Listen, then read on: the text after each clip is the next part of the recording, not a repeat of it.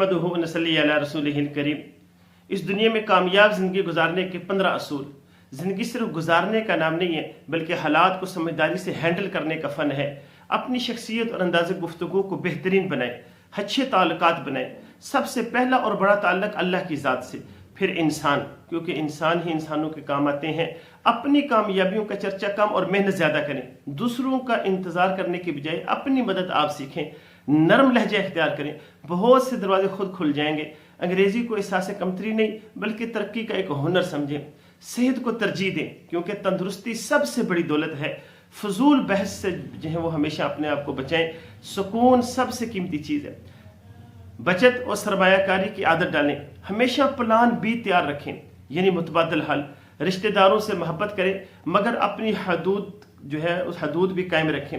कानून की पाबंदी को अपनी हिफाजत समझें। डिग्री के साथ को हुनर ज़रूर सीखें।